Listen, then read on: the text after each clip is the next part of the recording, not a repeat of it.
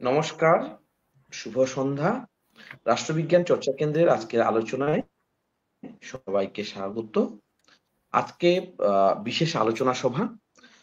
Doctor B আর আম্বেদকরের জন্মদিবস উপলক্ষে আমাদের 12 থেকে 15 তারিখ পর্যন্ত রাষ্ট্রবিজ্ঞান চর্চা কেন্দ্রের বিশেষ আলোচনা সভা অনুষ্ঠিত হবে এবং বিশেষ বক্তারা এই বিশেষ বিশেষ দিনে এসে বক্তব্য দেবেন বিভিন্ন বিষয়ে আম্বেদকর রিলেটেড।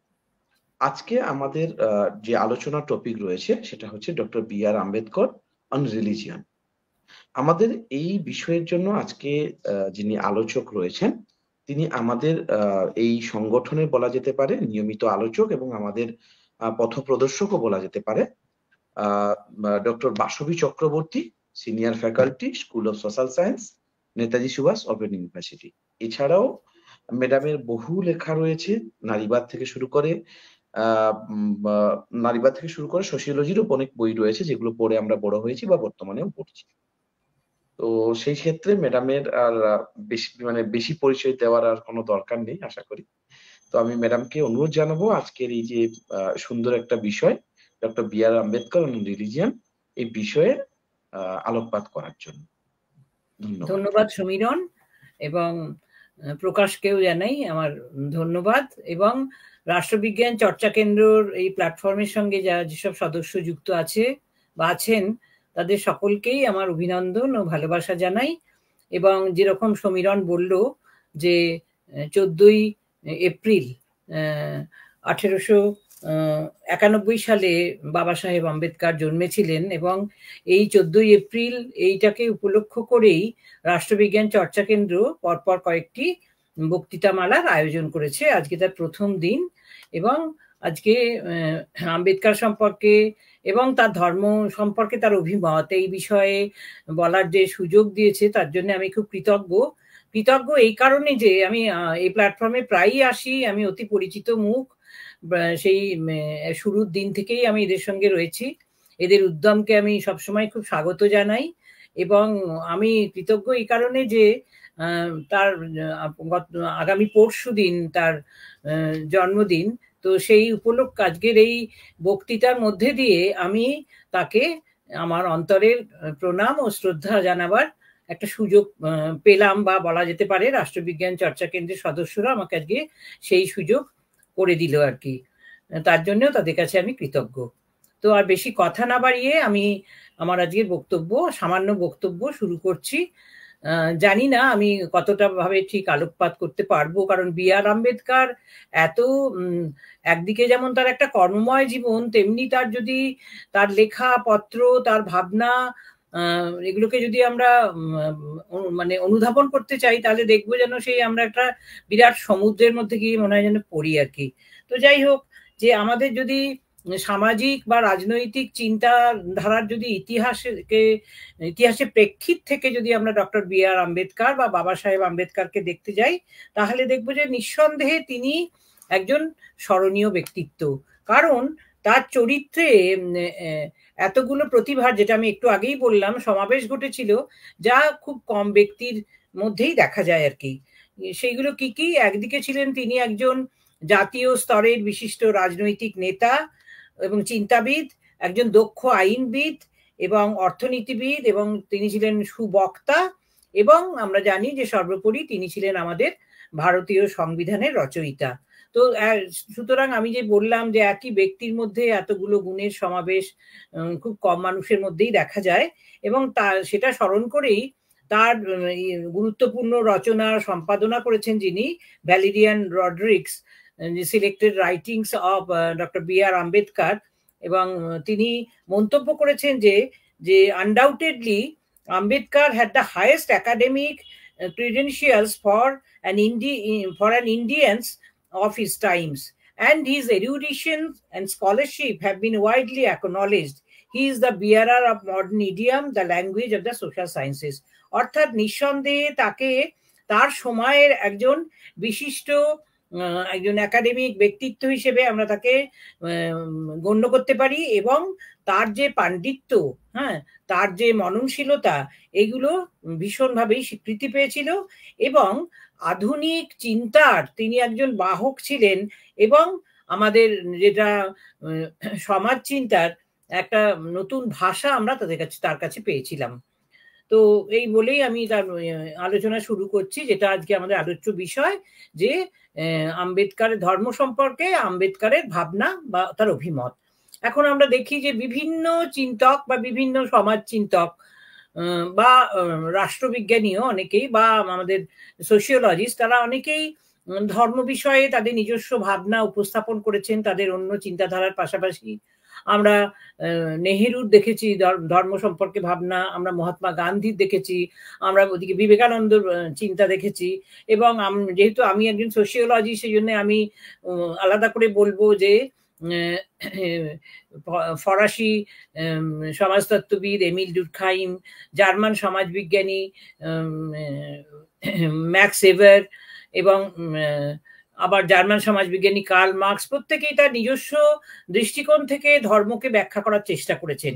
কারণ যে কোনো সমাজ বা রাষ্ট্রের প্রকৃতি বুঝতে গেলে, হ্যাঁ, রাষ্ট্রীয় কাঠামো এবং জনগণের সঙ্গে রাষ্ট্রের যে ইন্টারাকশন, এগুলোকে বোঝার জন্য সেই রাষ্ট্র বা সমাজে প্রচলিত ধর্ম সম্পর্কে একটা ধারণা থাকা খুব আবশ্যিক। সেই জন্য প্রত্যেকেই তাদের অন্য অন্য চিন্তাধারার পাশাপাশি ধর্ম সম্পর্কে তাদের ব্যাখ্যা উপস্থাপন করেছেন। কিন্তু আম্বেদকারের বিশিষ্টতা বা অনন্যতা হলো এই যে শুধু ধর্ম সম্পর্কেই তিনি তার বক্তব্য উপস্থাপন করেননি, কারণ ধর্মের ভাবনা বা ধর্ম সম্পর্কে ব্যাখ্যাটা তার এসেছিল যখন তিনি এই জাতপাত বা অস্পৃশ্যতা এই নিয়ে যখন তিনি ভাবিত হয়েছিলেন, এবং তিনি যখন তার কেন যে এক শ্রেণীর মানুষকে সারা জীবন, তখন কিন্তু দলিত কথাটা খুব একটা চালু কথা ছিল না, তখন অন্তজ বা অস্পৃশ্য যারা নিচু সম্প্রদায়ের মানুষ, সমাজে যারা অবহেলিত বা যারা প্রান্তিকীকৃত, তাদের এইভাবেই দেখা হতো, ছোট চোখে দেখা হতো।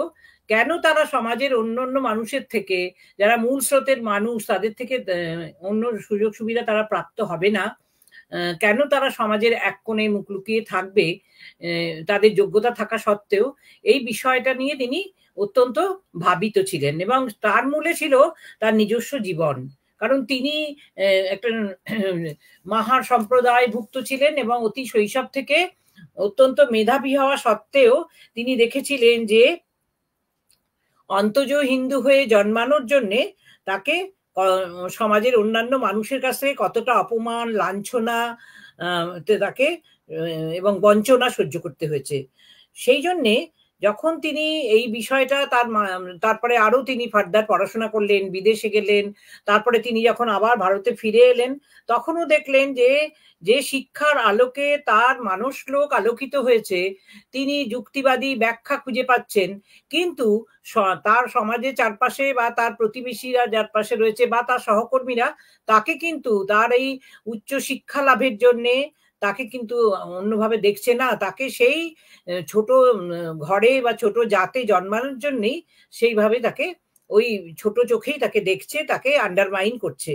সুতরাং সেটাকে তিনি বুঝতে পেরেছিলেন যে ভারতে যে সমাজ ব্যবস্থা, একজন ব্যক্তি সেটা জন্মসূত্রেই সেই সামাজিক মর্যাদাটা অর্জন করেন, অর্থাৎ উচ্চ জাতের ঘরে যে জন্ম নেবে সে সেই মর্যাদা সারা জীবন ধরেই ভোগ করতে পারবে।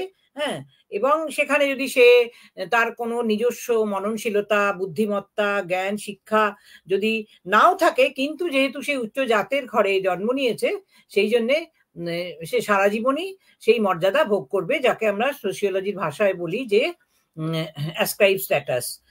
সুতরাং অন্যদিকে দেখি যে হিন্দু ধর্মের নিয়মানুসারে যে নিচু জাতের ঘরে জন্মানো হচ্ছে এক শ্রেণীর মানুষের কাছে অভিশাপের মতো, কারণ একজন মানুষ শুধু অন্তজ হওয়ার কারণেই আজীবন সে উচ্চ জাতিভুক্ত মানুষরা যেসব সুযোগ সুবিধা ভোগ করে থাকেন সেগুলো সে কোনোদিনই ভোগ করতে পারে না এবং সে তার থেকে বঞ্চিত হয়। এবং এক্ষেত্রে নিজের জীবন দিয়ে তিনি যেটা দেখেছিলেন যে এক্ষেত্রে যদি তিনি উচ্চ শিক্ষার অধিকারী হন, অপরিসীম বুদ্ধিমত্তার অধিকারী হন, তাহলেও সেটাও কোনো ম্যাটার করে না, কারণ শুধুমাত্র জন্মের কারণেই তাকে সমাজ তাকে নীচ বা পতিত বলে ভাবতে থাকে। সুতরাং তার নিজের জীবনের এই অভিজ্ঞতাই তাকে কিন্তু এই দিকে চালিত করেছিল, যে এই যে উচ্চ জাত, নিম্ন জাত এবং এক শ্রেণীর মানুষ ক্রমাগত সমাজের এরকম ভাবে মার্জিনালাইজড কেন, তার উৎস সন্ধান করেছিলেন তিনি। উৎস সন্ধান করতে গিয়েই তিনি ধর্ম সম্পর্কে ভীষণভাবে আকৃষ্ট হন এবং কিভাবে এই বিষয়টা এলো আর কি হিন্দু সমাজে, সেই ব্যাপারে তিনি আগ্রহী হন আর কি। এবং এই তার যে নিজস্ব ব্যাখ্যার মাধ্যমে তিনি আমাদের এটাই বলেন যে জাত ব্যবস্থা, ভারতীয় সমাজে যে জাত ব্যবস্থা এবং অস্পৃশ্যতার বিষয়টা হিন্দু ধর্মের সঙ্গে তিনি মনে করতেন যেটা গভীরভাবে সংযুক্ত। এবং এই বিষয়ে তার রিডলস ইন হিন্দুইজম নামক গ্রন্থে তিনি ফিলোসফি অফ রিলিজিয়ান নামে যে প্রবন্ধ লিখেছেন, হ্যাঁ, এবং রেভলিউশন অ্যান্ড কাউন্টার রেভলিউশন নামক গ্রন্থে কৃষ্ণ অ্যান্ড হিজ গীতা নামে যে প্রবন্ধ লিখেছেন, সেখানে তার অভিমতগুলো তিনি ব্যক্ত করেছেন।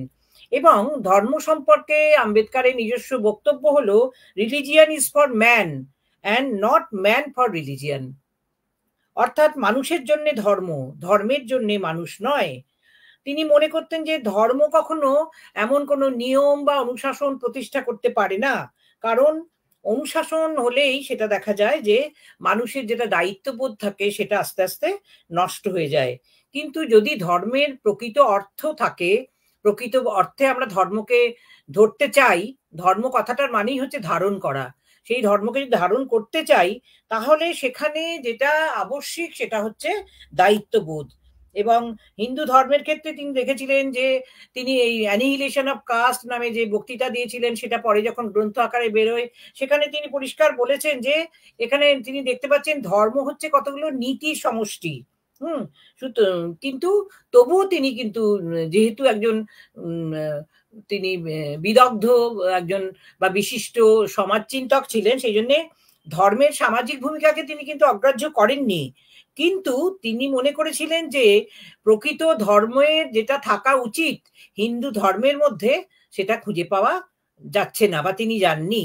এবং তার মূলে তিনি মনে করেছিলেন যে হিন্দু ধর্ম যেটা নেতিবাচক দিক সেটা হলো যে হিন্দু ধর্ম কখনোই ইকুয়ালিটি বা সাম্যের যে আদর্শ সেটাকে তেমন ভাবে সম্মান জানায়নি। এর প্রধান কারণ ছিল কোনটা, যে হিন্দু ধর্মের যে সহজাত বৈশিষ্ট্য অর্থাৎ বর্ণাশ্রম ব্যবস্থা। আমরা জানি সেখানে মানুষের সমগ্র জীবন 4টি স্তরে বিভাজিত: ব্রহ্মচর্য, গার্হস্থ্য, বানপ্রস্থ এবং সন্ন্যাস। এবং যারা শূদ্র, যেসব যারা শূদ্র ক্যাটাগরিতে বিলং করছিল যেসব মানুষ, বর্ণাশ্রম ব্যবস্থায় কোনো অধিকার তাদের দেওয়া হয়নি, শুধুমাত্র উচ্চ শ্রেণীর ব্রাহ্মণ, ক্ষত্রিয়, বৈশ্যরাই এটার অধিকারী ছিল।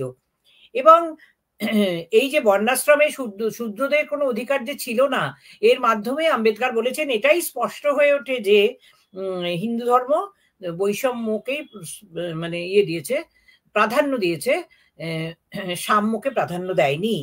এবং যেটা যার উপরে তার অত্যন্ত ক্রোধ ছিল, আজীবন তিনি সেটা পুষে রেখেছিলেন, সেটা হচ্ছে যে হিন্দু আইন প্রণেতা মনু রচিত যে মনু সংহিতা, সেখানেই জাত ব্যবস্থার মধ্যে যে বৈষম্য সেটাই স্থান পেয়েছে। কারণ সেখানে বলা হয়েছে যে ব্রাহ্মণ, ক্ষত্রিয়, বৈশ্য এই 3 শ্রেণীর লোকের সেবা করাই হচ্ছে শূদ্রদের প্রধান কাজ। এবং মনুর বিধান অনুসারে একই অপরাধের জন্য ভিন্ন জাতের লোক ভিন্ন ভিন্ন ধরনের শাস্তি পাবে। অর্থাৎ শাস্তি, কেউ যদি কোনো অন্যায় করে শাস্তির ক্ষেত্রেও সবাই এক ধরনের শাস্তি পাবে না, সেখানেও একটা ডিফারেন্স রয়েছে, পার্থক্য রয়েছে। এবং মনু বিরচিত যে মনু সংহিতা, তার মধ্যে যে অন্তজ শ্রেণীর মানুষদের সংস্কৃত শিক্ষার অধিকারকেও নিষিদ্ধ করা হয়েছে। এবং এই যে হিন্দু ধর্মের যে মধ্যে নিহিত নানান ধরনের যে বৈষম্য, মানুষের যে অধিকারহীনতা এক শ্রেণীর মানুষের, এটা আম্বেদকরকে ব্যথিত করেছিল। এবং 1927 সালে বোম্বাইয়ের ঠাকুরদার মোড়ে এক মন্দিরে তাকে প্রবেশ করতে দেওয়া হয়নি। 1930 সালে যখন 2রা জুন নাসিকের বিখ্যাত কালারাম মন্দিরে প্রবেশাধিকার নিয়ে তিনি বিখ্যাত সত্যাগ্রহ আন্দোলন ইনিশিয়েট করেন আর কি। এবং মাহার সম্মেলন, খুব বিখ্যাত যে সম্মেলনে তিনি উল্লেখযোগ্য ভূমিকা পালন করেছিলেন, তিনি অস্পৃশ্য বা অন্তর্জাত সম্পর্কে তিনি ধর্ম সংক্রান্ত যে বক্তব্য রেখেছিলেন, সেখানে তিনি খুব দৃঢ়তার সঙ্গে তিনি বলেছিলেন যে যদি তুমি আত্মসম্মানের সঙ্গে একটি সমাজে বাঁচতে চাও, যদি তুমি স্বাধীনতা এবং সাম্য চাও, তাহলে তোমার জীবনধারাকে পাল্টাতে হবে। কেননা পাল্টাতে হবে কেন? তুমি এমন একটি ধর্মের বাঁধনে আবদ্ধ থাকবে যা তোমাকে মানুষের মর্যাদা দেয় না? কেন তুমি মন্দিরে প্রবেশাধিকার পাবে না? কেন তুমি সাধারণের ব্যবহার্য কুয়ো থেকে জল তুলতে পারবে না? কেন তুমি ভালো কাজ করার সুযোগ থেকে বঞ্চিত হবে? সুতরাং এই যে বক্তব্য তিনি মহার সম্মেলনে রেখেছিলেন অস্পৃশ্য বা অন্তর্জ মানুষের উদ্দেশ্যে, সেটা থেকেই পরিষ্কার তার যে হিন্দু ধর্ম সম্পর্কে তার যে বিদ্বেষ বা অভালো লাগা, সেই ব্যাপারগুলো স্পষ্ট হয়ে ওঠে।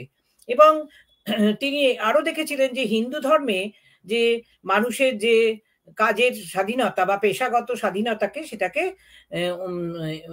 অনুমোদন করা হয়নি। এবং হিন্দু ধর্মের অনুশাসন অনুসারে আমরা এগুলো সবাই জানি যে অসবর্ণ বিবাহ এবং ভিন্ন জাতির লোকেদের মধ্যে খাদ্য গ্রহণ বা পানীয় গ্রহণ, এগুলো এই বিষয়গুলো জাত ব্যবস্থার ক্ষেত্রে নিষিদ্ধ ছিল।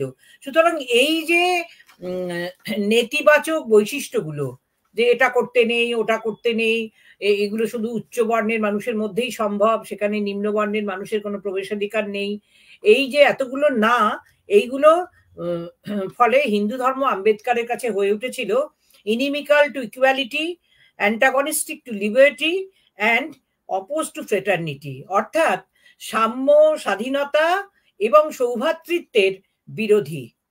এইভাবে তিনি হিন্দু ধর্মের এই বিষয়গুলোর জন্য হিন্দু ধর্মকে তিনি এইভাবে দেখতে পেয়েছিলেন। এবং তার যে অপ্রকাশিত রচনা, যেটা পরে মহারাষ্ট্র সরকার যে আম্বেদকার রাইটিংস অ্যান্ড স্পিচেস, তার মৃত্যুর পরে যেটা প্রকাশ করে, যে রিডলস ইন হিন্দুইজম, সেটা হিন্দু ধর্ম সম্পর্কে আম্বেদকরের মানসিকতার একটা স্পষ্ট চেহারা সেই লেখার মধ্যে ধরা পড়েছে, যেটা তার জীবৎকালে প্রকাশিত হয়নি, তার মৃত্যুর পরে সেটা প্রকাশিত হয়েছিল। মহারাষ্ট্র সরকার writings and speeches of doctor B.R. Ambedkar নামে প্রকাশ করে।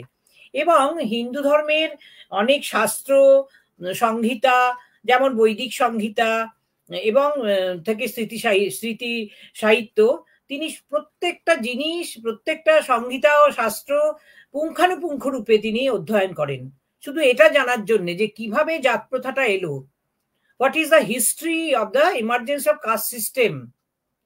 এবং এই নিয়ে যখন তিনি ছাত্র, মাত্র 23 বছর 24 বছর বয়স, কলম্বিয়া বিশ্ববিদ্যালয়ে যেখানে তিনি পিএইচডি করছিলেন, তিনি যখন সেখানে জেনেসিস অফ কাস্ট সিস্টেম এই নিয়ে যে বক্তৃতা দেন, সেখানেও তিনি এত অসাধারণ একটা বক্তৃতা দিয়েছিলেন এবং সেই ধর্মের সঙ্গে জাতকে একত্রিত করে, যে সেখানে বিদগ্ধ যারা পণ্ডিত অধ্যাপক ছিলেন, এত অল্প বয়সী একজন তরুণের এই ধরনের একটা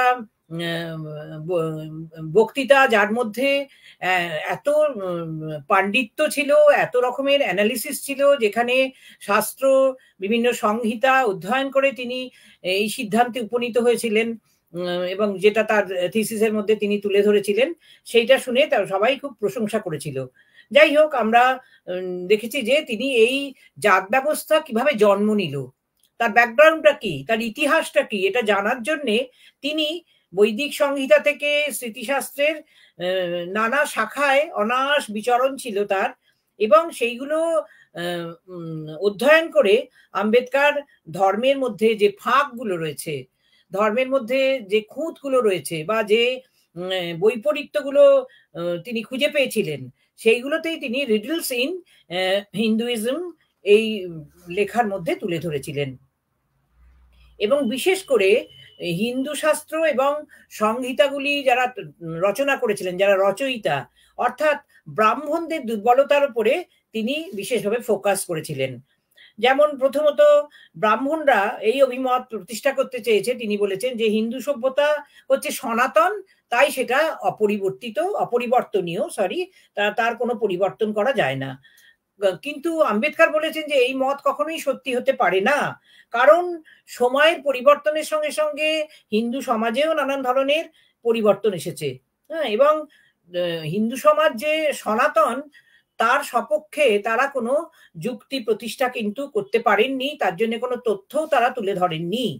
দ্বিতীয়ত, হিন্দু সমাজে সাধারণ মানুষকে ব্রাহ্মণরা কিভাবে ভুল পথে বা বিপথে চালিত করেছে সেই বিষয়েও ডক্টর আম্বেদকর দৃষ্টি আকর্ষণ করেছেন। যে তিনি বলেছেন প্রথমে হিন্দুরা কি করত, প্রথমে বৈদিক দেবতাদের পুজো করত, যেমন ইন্দ্র, বরুণ, ব্রহ্মার মতো, কিন্তু পরে তারা এইসব দেবতাদের পুজো না করে তারা অবৈদিক দেবতাদের পূজার্চনা করতে থাকে। তা এর কারণ কি, কেন তারা বৈদিক থেকে অবৈদিক দেবতাদের দিকে ঝুঁকলেন? এর সপক্ষে আম্বেদকর বলেছেন যে একসময় ব্রাহ্মণরা বুঝতে পারে যে বৈদিক দেবতাদের পুজো করা তেমন লাভজনক নয়, সেই জন্যই তারা অবৈদিক দেবতাদের আরাধনা করার দিকে আকৃষ্ট হন। আসলে যেটা তিনি বলতে চেয়েছিলেন সেটা হচ্ছে যে ব্রাহ্মণরা ধর্মকে ব্যবসা বাণিজ্যের একটা সংকীর্ণ পরিধির মধ্যে নিয়ে এসেছিল, এবং সেটা আমরা পরবর্তীকালেও নানান ঘটনার পরিপ্রেক্ষিতে এখনো আমরা দেখতে পাই যে ধর্ম আর শুধু ধর্ম নয়, ধর্ম এমন নয় যে যেটা মানুষকে ধারণ করে আছে বা মানুষ যেটার উপর বিশ্বাস করে তার জীবনকে যাপন করছে বা গড়ে তুলেছে তা নয়।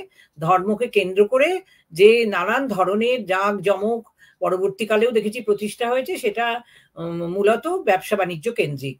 এবং আম্বেদকর যেহেতু ছিলেন একজন ইকোনমিস্ট এবং একজন লয়ার, সুতরাং সব কোনো জিনিসকে তিনি ওপর ভাষাভাবে কিন্তু তিনি ছেড়ে দেননি আলোচনার সময়। তিনি তার নানা রকম দৃষ্টান্ত স্থাপন করে তার অভিমত যেটা তিনি প্রতিষ্ঠা করতে চাইছেন সেটা কতটা সঠিক সেটা তিনি তার লেখার মধ্যে তুলে ধরেছেন। এবং তৃতীয়ত, আম্বেদকর বেদের উদ্ভব নিয়ে প্রশ্ন তুলেছেন। যে আমরা জানি যে আমাদের প্রত্যেক হিন্দুর কাছে বেদ হচ্ছে একটা পবিত্র গ্রন্থ, কিন্তু কবে বেদ উদ্ভব হয়েছিল সে বিষয়ে কখনো কোনো একক মত স্থাপন করা যায়নি। এবং পরবর্তী যে সংশয়টায় তিনি তুলে ধরেছেন যে বেদের উদ্ভব সম্পর্কে ঋগ্বেদ এবং অথর্ববেদের তত্ত্বে তুলে ধরা হয়েছে একরকম বিষয়, আবার উপনিষদ, স্মৃতি, পুরাণের মতো হিন্দু সাহিত্যেও বেদের উদ্ভবে ব্যাখ্যা করার চেষ্টা করা হয়েছে। সুতরাং তার মতে বেদের উদ্ভব বিষয়ে মোট 11টি আলাদা আলাদা ব্যাখ্যা পাওয়া যায়। তাহলে আম্বেদকরের বক্তব্য হলো যে একটি সাধারণ প্রশ্নের এত বিভিন্ন উত্তর কেন, কোনো এক বিন্দুতে গিয়ে বিষয়টা মিলছে না কেন?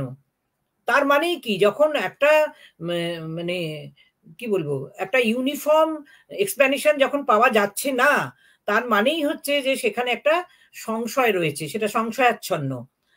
এরপর তিনি যেটা প্রশ্ন তুলেছেন যে কেন ব্রাহ্মণরা বেদকে অমোঘ এবং প্রশ্নাতীত বলতে আরম্ভ করলেন, কেন ব্রাহ্মণরা এই ঘোষণা তুলে ধরলেন যে মানুষ বা ঈশ্বর কারুর দ্বারাই বেদ রচিত হয়নি। এবং বেদের সারার্থ সম্পর্কেও তিনি প্রশ্ন তুলেছেন যে যে বেদকে হিন্দুরা পবিত্র ধর্মীয় গ্রন্থ বলে গণ্য করে, যে সেটা কি সত্যি সত্যি তার কোনো নৈতিক বা আধ্যাত্মিক মূল্য আছে? এবং তার লেখা ফিলোসফি অফ রিলিজিয়ান, আগেই আমি এটা বললাম নামটা, নামক রচনায় আম্বেদকর যে প্রশ্নবোধক মন্তব্য ছুড়ে দিয়েছিলেন সেটা হলো যে হিন্দু ধর্মের দর্শনের প্রকৃতি এবং ধর্মের দর্শনের প্রকৃতি কি একরকম? এবং বলা বাহুল্য যে হিন্দু ধর্মের প্রকৃতি ও স্বরূপ উদ্ঘাটনে আম্বেদকর একদিকে যেমন আগেই আমি বললাম যে অনেক হিন্দু শাস্ত্র ও সংহিতা গভীরভাবে অধ্যয়ন করেছেন, তেমনি তার পাশাপাশি যখনই তার মনে কোনো সংশয় দেখা দিয়েছে তিনি অনেক প্রশ্ন উত্থাপন করেছেন। এবং হিন্দু ধর্মের মধ্যে যে বৈষম্য রয়েছে আগেই সেটা বলেছি, এবং অনেক পক্ষপাতকেও প্রশ্রয় দেওয়া হয়েছে, সেটাও আম্বেদকরকে ভীষণভাবে ব্যথিত এবং হতাশ করেছে। নিজের জীবনের অভিজ্ঞতা, নিজের শৈশব থেকে একটা মানে পরিণত বয়স পর্যন্ত তিনি যে অভিজ্ঞতা সঞ্চয় করেছিলেন তার নিজের জীবনে, সেটা যেমন তাকে একটা ধর্মের একটা ব্যাখ্যা তার কাছে উপস্থিত করেছিল। আরেকটাও তিনি দেখেছিলেন যে হিন্দু ধর্মের মূল যে বিষয়গুলো যে অনুধাবন করতে করতে করতে করতে তার মধ্যে এমন একটা হতাশা তাকে গ্রাস করে। আমরা সবাই জানি যে জীবনের প্রায় শেষ পর্যায়ে তিনি হিন্দু ধর্ম পরিত্যাগ করেন এবং 1956 সালের 14ই অক্টোবর তিনি বৌদ্ধ ধর্ম গ্রহণ করেন। যে এখানে একটা উল্লেখ করার মতো বিষয় সেটা হলো যে এই বৌদ্ধ ধর্ম গ্রহণ করার প্রায় অনেক বছর আগে 1956 সালে বৌদ্ধ ধর্ম গ্রহণ করলেন, তাহলে 1935 সালের অক্টোবর মাসে যে ইয়েলা কনফারেন্স হয় তার প্রায় 23 বছর তার বেশি কিছু আগে তিনি কিন্তু ইয়েলা কনফারেন্সেই তিনি ইচ্ছা প্রকাশ করেন যে বৌদ্ধ ধর্মে ধর্মান্তরিত হওয়ার, এবং এই সম্মেলনে, এই বিখ্যাত সম্মেলনে তিনি হিন্দু ধর্মের কতগুলো উপযোগী পরিবর্তন এবং সংস্কার বিষয়ে তার প্রস্তাব পেশ করেন, এবং সেগুলি হলো যে হিন্দু সমাজের জন্য সর্বজন গ্রাহ্য এবং সর্বজনসম্মত একটিমাত্র আদর্শ ধর্মগ্রন্থ থাকবে, এবং এছাড়া হিন্দুদের জন্য নানান ধরনের যে ধর্মগ্রন্থ রয়েছে, বেদ, স্মৃতিশাস্ত্র, পুরাণ, এগুলো তিনি মনে করেছিলেন যে অপ্রয়োজনীয়, সবাই যেটা মানবে, বিশ্বাস করবে, শ্রদ্ধা করবে, এরকম একটি আদর্শ ধর্মগ্রন্থই যথেষ্ট বলে তিনি মনে করতেন। এবং যেটা তিনি খুব বিরোধী ছিলেন যে পুরোহিত প্রথা। সুতরাং দ্বিতীয়ত বলতে পারি যে পুরোহিত প্রথার যদি তিনি মনে করতেন পুরোপুরি বিলুপ্তি সম্ভব না হলেও অন্তত জন্মগত পুরোহিত প্রথা অবশ্যই বন্ধ করতে হবে। ব্রাহ্মণের ঘরে জন্মেছি, সুতরাং আমি পুজো করার অধিকারী, শাস্ত্র পাঠ করার অধিকারী, পুজো করার অধিকারী, এই যে ধারণাটা, সেইটাকে তিনি বলেছিলেন যে বন্ধ করা দরকার। যে হিন্দু সমাজে যে কোনো ব্যক্তি যে পুরোহিত হতে পারবে, এই যে ধারণাটা, এই যে বললাম আমি, সেটা কিন্তু তিনি বলছিলেন আইন কর্তৃক বিধিবদ্ধ করা দরকার। যে ব্রাহ্মণের ঘরে জন্মালেই কি তার মধ্যে সেই ইয়ে মানে একটা সম্ভাবনা থাকে বা সেই তার দক্ষতা থাকে যে সে ভালো একজন পুরোহিত হয়ে উঠতে পারে? সুতরাং বা শাস্ত্র বুঝতে পারছে, সেটাকে ব্যাখ্যা করতে পারছে, পুজোয় ভালো মন্ত্র পড়তে পারছে, সেটা কি সম্ভব? সেই জন্য তিনি বলেছিলেন যারা পুরোহিত হতে চাইবে, যে কতটা যুক্তিসিদ্ধ সেই সময় তার ভাবনাটা, যে ব্রাহ্মণের ঘরে জন্মেছে ঠিক আছে, কিন্তু যদি পুরোহিত হতে চায় তাহলে রাষ্ট্র কর্তৃক প্রবর্তিত কোনো কোর্সের পরীক্ষায় তাকে সফলতা অর্জন করে তারপর সে তাকে লাইসেন্স প্রাপ্ত হতে হবে, তিনি মনে করতেন। এছাড়া তিনি মনে করতেন যে লাইসেন্স ছাড়া কোনো পুরোহিত যদি এরকম কোনো ধর্মীয় কাজ জোর করে করে তাহলে সেটা অবৈধ বলে বিবেচিত হবে, এবং যে পুরো যদি আইনের দৃষ্টিতে সেটা একটা দণ্ডযোগ্য বলে বিবেচনা করা উচিত। এগুলো কিছু তো সাজেশন। এবং পুরোহিতও একজন রাষ্ট্রের কর্মচারী, এইভাবে তাকে বিবেচনা করা উচিত। এবং একই সঙ্গে ব্রাহ্মণের ঘরে জন্মালেই যে সবাই সৎ, নীতিবান হয় এরকম তো নয়। সুতরাং যিনি পুরোহিত হবেন তাকে হতে হবে ধর্মবিশ্বাসী, নীতিবান এবং সৎ, এবং এসব বিষয়ে রাষ্ট্র এমন কিছু নিয়মবিধি তৈরি করবে যেগুলো পুরোহিতকে কঠোরভাবে মেনে চলতে হবে। বলা বাহুল্য যে তিনি ইয়েলা কনফারেন্সে যে প্রস্তাবগুলো রাখেন সেইগুলো, সেই সংস্কারমূলক যে প্রস্তাব, সেগুলো হিন্দু ধর্মে গ্রাহ্য হয়নি, ফলে তিনি আরো বেশি হতাশ হয়ে পড়েন এবং শেষ পর্যন্ত তিনি বৌদ্ধ ধর্ম গ্রহণ করেন। আচ্ছা, কিন্তু অনেকেই যে এই যে তিনি বৌদ্ধ ধর্ম গ্রহণ করলেন, কেন করলেন? আরো তো অন্য ধর্ম ছিল, সেগুলো কেন করলেন না? অনেকে এই যুক্তি, এই প্রশ্ন তুলেছেন যে ঠিক আছে, তিনি আজীবন হিন্দু ধর্মে জাত প্রথার শিকার হয়েছেন, অস্পৃশ্য বলে তাকে লোকে ঘৃণা করেছে, তাকে ছোট চোখে দেখেছে, তিনি নানান রকম ক্ষেত্রে বঞ্চিত হয়েছেন, তার যা জীবনে পাওয়া উচিত তিনি পাননি, এবং শুধু তিনি নন, তার মতো অনেক লোকই পাননি।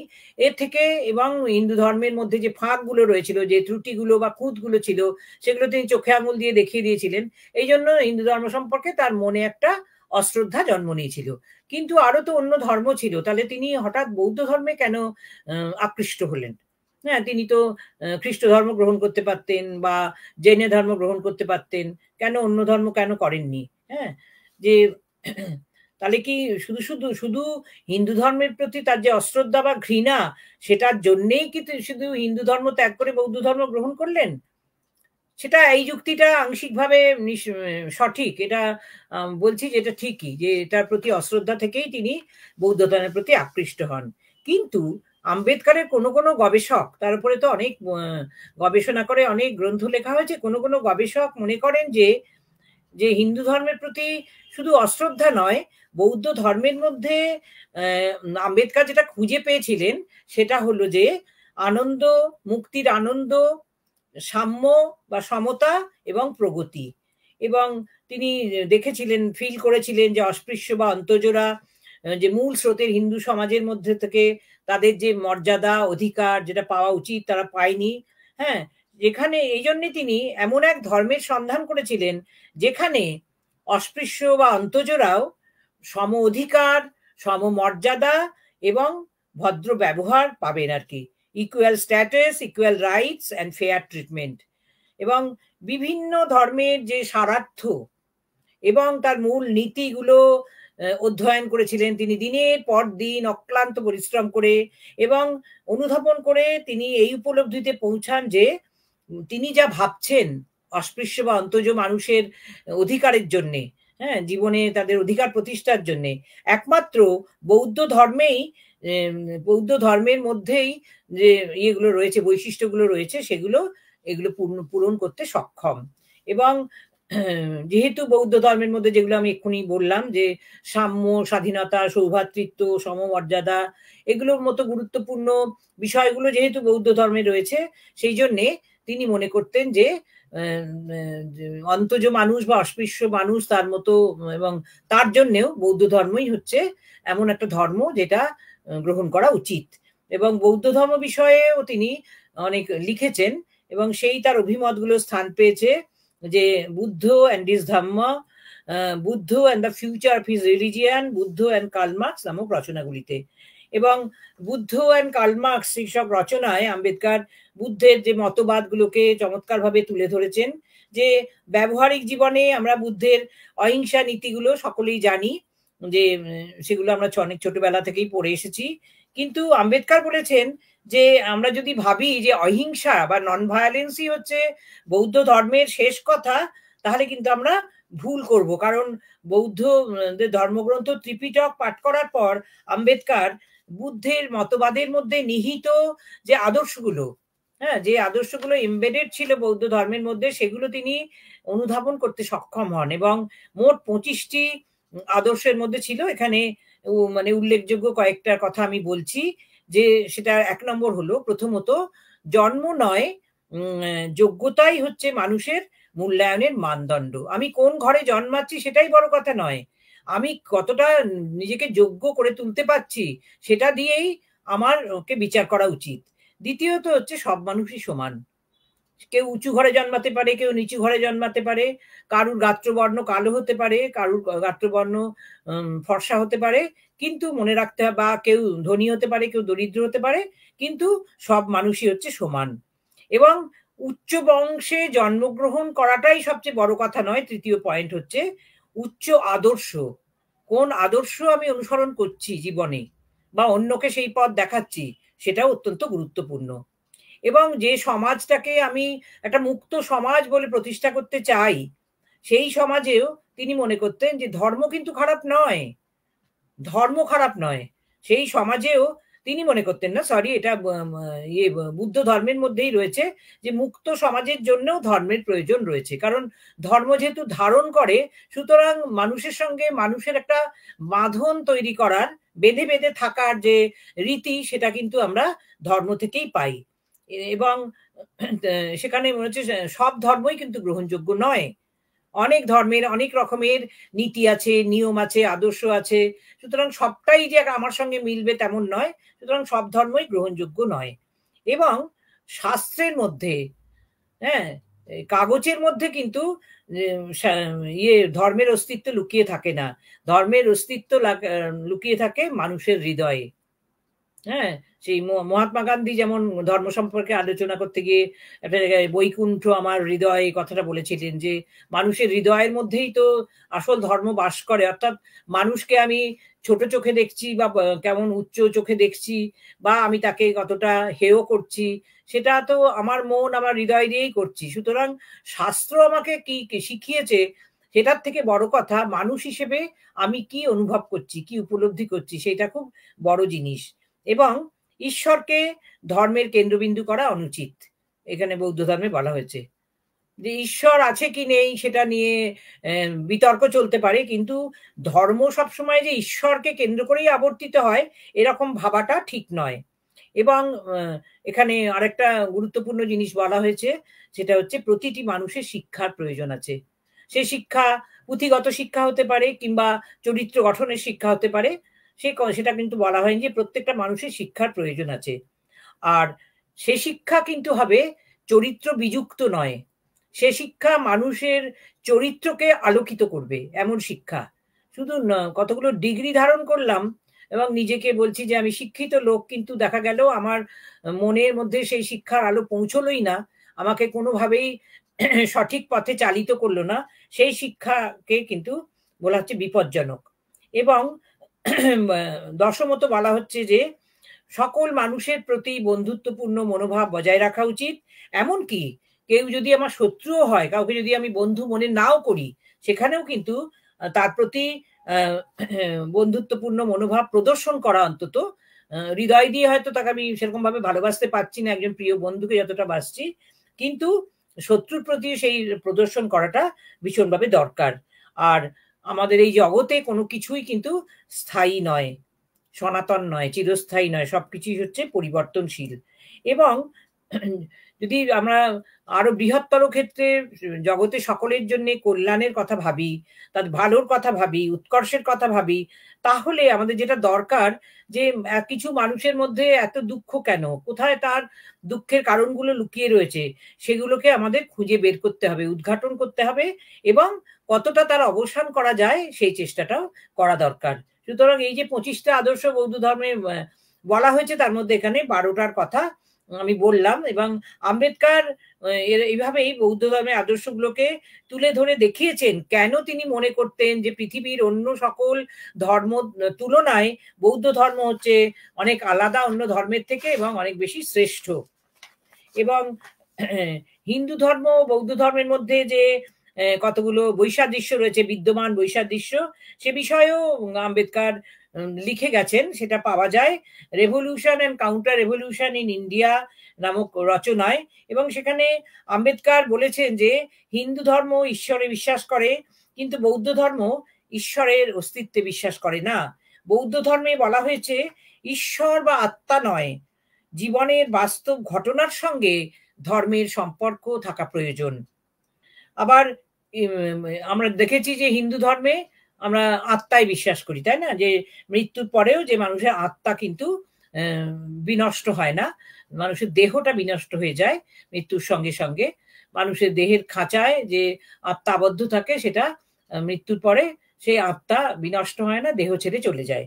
কিন্তু বৌদ্ধ ধর্ম কখনোই এই আত্মায় বিশ্বাস করে না। এবং হিন্দু ধর্মে আমরা জানি, আগেই আমরা এই সম্পর্কে বলেছি, যে জাত প্রথা এবং চতুর্বর্ণ প্রথা এটাতে ভীষণভাবে বিশ্বাস করেছে এবং সেটা নিয়ে অনেক ব্যাখ্যা এখানে রয়েছে হিন্দু ধর্মে। কিন্তু বৌদ্ধ ধর্মের পরিধির মধ্যে কোথাও জাত ব্যবস্থা কিংবা চতুর্বর্ণ প্রথার কথা কোথাও বলা হয়নি।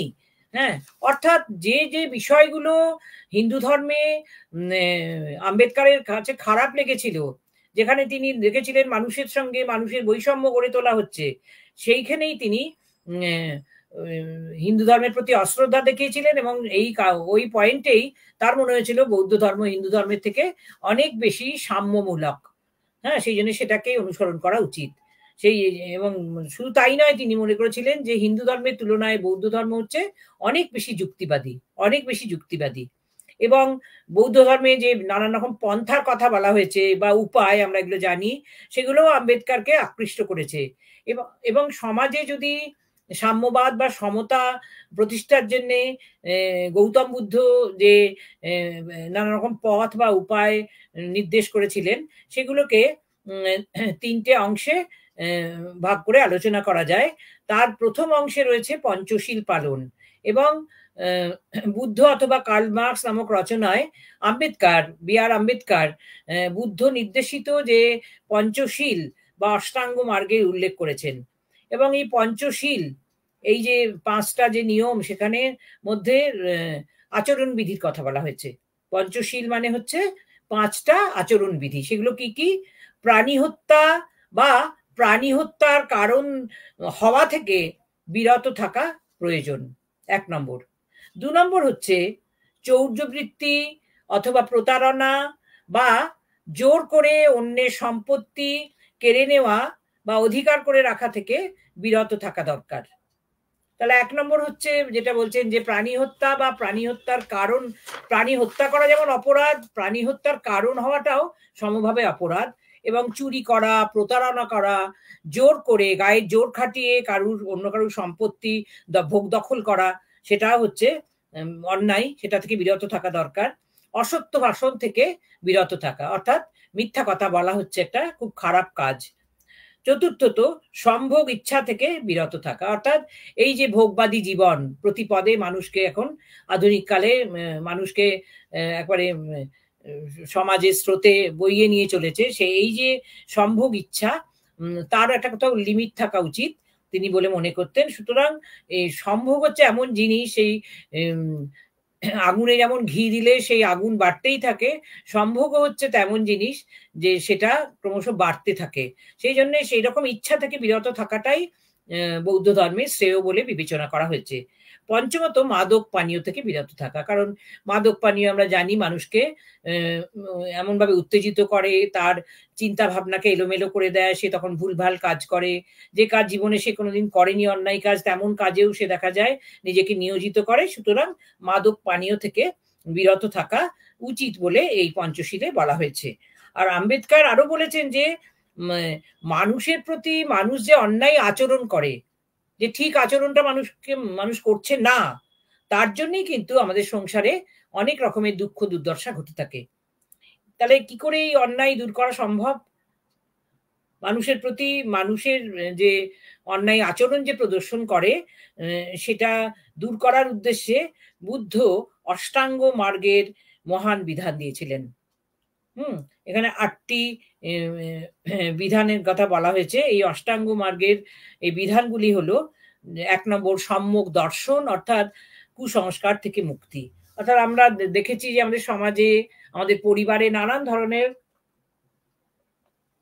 কুসংস্কার প্রতি মুহূর্তে আমাদের যুক্তিবাদী চিন্তা ভাবনা থেকে আমাদের সরিয়ে দেয়। সুতরাং কুসংস্কার থেকে মনকে মুক্ত করা দরকার। দ্বিতীয়ত সম্যক উদ্দেশ্য, সেটা হচ্ছে কি, যা মহৎ, বুদ্ধিমান এবং একাগ্রচিত্ত মানুষদের যোগ্য।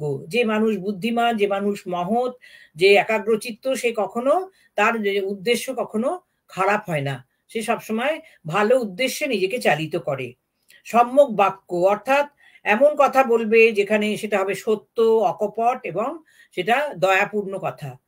চতুর্থত সম্যক আচরণ, অর্থাৎ তোমার আচরণ এমন হবে যেটা হবে সৎ, যেটা হবে পবিত্র এবং যেটা হবে শান্তিপূর্ণ। পঞ্চমত সম্যক জীবিকা। সম্যক জীবিকার মধ্যে বুদ্ধ বলতে চেয়েছেন এমন জীবিকা তুমি অনুসরণ করবে যেটা দিয়ে যারা কোনো প্রাণী, জীবন্ত প্রাণীর, যেন সে মানুষ হতে পারে বা অন্য কোনো প্রাণী হতে পারে যার প্রাণ আছে, তার যেন কোনো রকম ক্ষতি সাধন না হয়। আর নিরবিচ্ছিন্নভাবে সৎ থাকা, নিজেকে সৎভাবে তুলে ধরা, জীবনে এই আদর্শগুলো অনুসরণ করা। এবং এইগুলোকে অনুসরণ করতে গেলে সপ্তমত যেটা তিনি বলেছেন সম্যক চেতনা। কি সম্যক চেতনা? যে আমাদের মনটাকে সবসময় করতে হবে সজাগ এবং উদ্যোগী। যদি মনটা সজাগ থাকে তাহলে কিন্তু কোনটা ন্যায় কোনটা অন্যায় সেই পার্থক্যটাও আমরা বুঝতে পারবো। আর আমরা কোনো ভালো কাজ করতে মনকে চালিত করতে পারবো, অর্থাৎ উদ্যোগ নিতে পারবো। এবং অষ্টাঙ্গ মার্গের মধ্যে শেষ যে বিধান সেটা হচ্ছে সম্যক ধ্যান, অর্থাৎ জীবনের গভীর রহস্য সম্পর্কে আন্তরিক চিন্তা। এই যে আমাদের একটা জীবন, এই যে জন্মাই এবং তারপরে একটা সময় আমরা কেউ কম বয়সে কেউ বেশি বয়সে মৃত্যুর মুখে পতিত হই, তাহলে এই যে জীবনটা, এই জীবনের মধ্যে যে গভীর রহস্য লুকিয়ে রয়েছে সেই সম্পর্কে চিন্তা ভাবনা করা, এইটাই হচ্ছে বুদ্ধের একটা হলো আচরণের কথা বললাম 5টি পঞ্চশীল আর অষ্টাঙ্গ মার্গের মধ্যে 8টা বিধানের কথা বলা হয়েছে। এবং অষ্টাঙ্গ মার্গের তাহলে উদ্দেশ্য কি ছিল? বুদ্ধ বলেছেন যে নিজের জীবনেও তিনি দেখেছিলেন যে যখন তিনি সংসার ত্যাগ করলেন, যে প্রতি মুহূর্তে প্রতিদিন আমরা নানান রকম প্রিয়জন বিয়োগ, নানান রকম শোক দুঃখ যন্ত্রণা বঞ্চনার মধ্যে দিয়ে যাই। হ্যাঁ, সুতরাং সংসার থেকে যদি আমরা দুঃখ যন্ত্রণা দূর করতে চাই, তাহলে ন্যায়পরায়ণতার যে আদর্শ সেটাই অনুসরণ করা উচিত। এবং এই জন্যই তিনি এই মহান অষ্টাঙ্গ মার্গের মধ্যে দিয়ে 8টি বিধান তিনি দিয়েছিলেন আর কি। সুতরাং বৌদ্ধ ধর্মের যে এই পঞ্চশীল এবং অষ্টাঙ্গ মার্গ, এইগুলোর যে মধ্যে যে নিহিত যে আদর্শ, সেটা আম্বেদকর নিজের অন্তর দিয়ে বোঝার চেষ্টা করেছিলেন। হ্যাঁ, তার পাশাপাশি যে তার যে আরেকটা রচনা বুদ্ধ অ্যান্ড কার্ল মার্কস, হ্যাঁ, তার পাশাপাশি তিনি এই যে প্রখ্যাত জার্মান সমাজবিজ্ঞানী কার্ল মার্কসের সঙ্গে বুদ্ধের দর্শনের একটা তুলনামূলক আলোচনাও এই রচনায় তিনি তুলে ধরেছিলেন। আমরা জানি যে মার্কস রিলিজিয়ান নিয়ে কথা বলতে গিয়ে বলেছিলেন, religion is the opium of the people, অর্থাৎ ধর্মের আফিং খাইয়ে মানুষকে তার চারপাশে কি ঘটছে যে সমস্যাগুলোকে ভুলিয়ে রাখা হয়। তো যাই হোক, আম্বেদকর তার রচনার মধ্যে দেখেছেন যে অনেক বিষয়ে তিনি মার্কসের অভিমতকে সমর্থন করেছেন। আবার সেই ইয়েতে সেগুলো কি কি, যেমন সামাজিক পরিবর্তন সম্পর্কে মার্কস যে তার অভিমত তুলে ধরেছেন, মতামত স্থাপন করেছেন। শ্রেণী বৈষম্য, সেটাকে তিনি ভীষণভাবে সমর্থন করেছেন। হ্যাঁ, তারপর সম্পত্তির যে ব্যক্তিগত মালিকানা, হ্যাঁ, এবং সেটা ধনতান্ত্রিক ব্যবস্থায় কি বিপদ ডেকে এনেছিল, হ্যাঁ, সেইগুলোকে তিনি ভীষণভাবে সমর্থন করেছেন।